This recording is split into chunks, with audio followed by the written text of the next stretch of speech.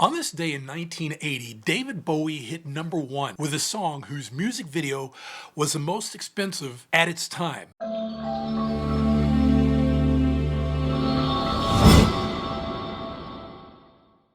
Hey, I'm Michael Douglas. Welcome back to Dr. Pundit, where we talk about music, not medicine. And on this edition of the show, I want to talk about what happened on this day, August 23rd, 1980, 45 years ago. Today, David Bowie hit #1. And I know what you're thinking. David Bowie hit #1 in the mid-1970s. 75, 76 with Fame, but didn't hit #1, didn't return to #1 until the summer of 1983 with the track Let's Dance.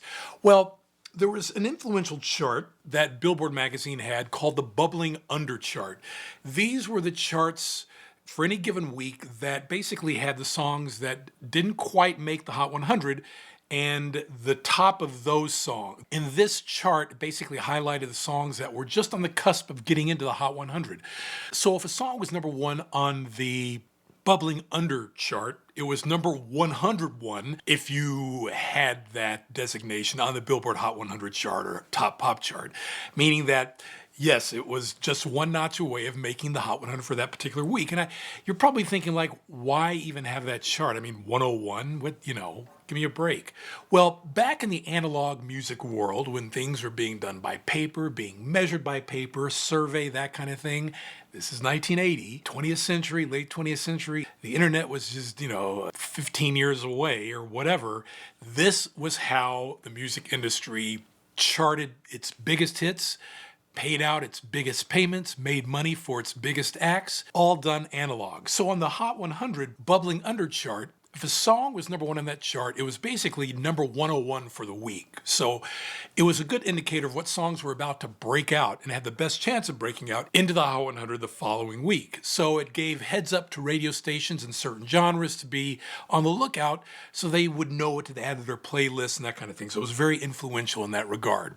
So on August 23rd, 1980, David Bowie was at #1 or number 101 per the Billboard Hot 100, with a track that had a music video that was the most expensive music video for its time. Now you have to keep in mind, MTV didn't start until August of the following year, August 1st, 1981. So not only was this expensive, David Bowie was basically charting the course and way ahead of his time for something that really wasn't proven to sell records or enhance an artist's career. It was kind of a big leap of faith or a foolish undertaking or just being ahead of your time and avant-garde. Of course, David Bowie was no stranger to topping the charts throughout his career, but the song Ashes to Ashes, which is what I'm talking about, is historically significant in this regard because of how wildly expensive the music video was for its time.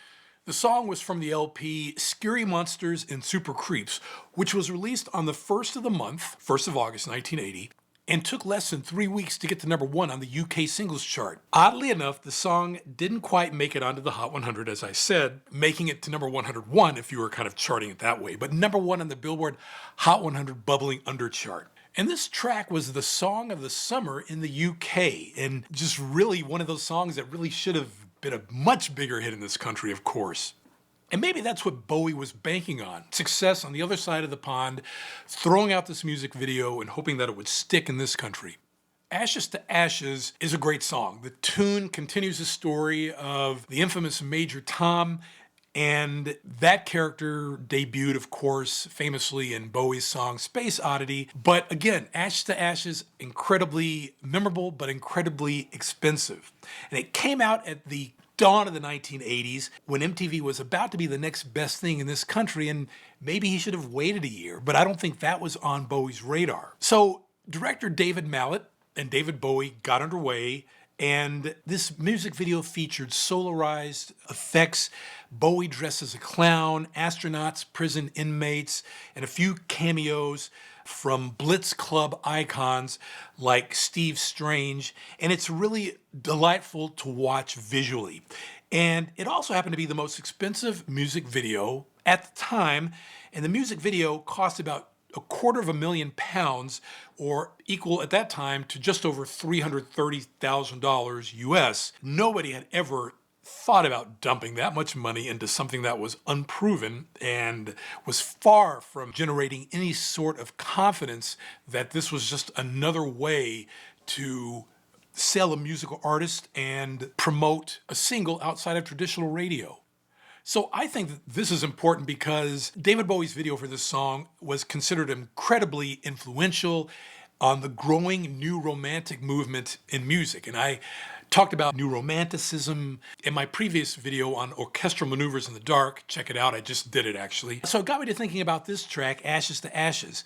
And I think it's still one of his, if not, I think it's his greatest music video, I really do. And if you've never heard this song, yes, check out the song, but check out the music video. I only included just kind of the footage here, not the sound. And I think you'll be kind of, yes, it is dated, but at its time, it was well ahead of its time. And I think it's something worth talking about on this day in music history, 45 years ago in 1980. I'm Michael Douglas. If you like what you see here on the channel, please don't hesitate to like and subscribe. And as the late great Barry White always used to say, let the music play, and I'll see you on the next video.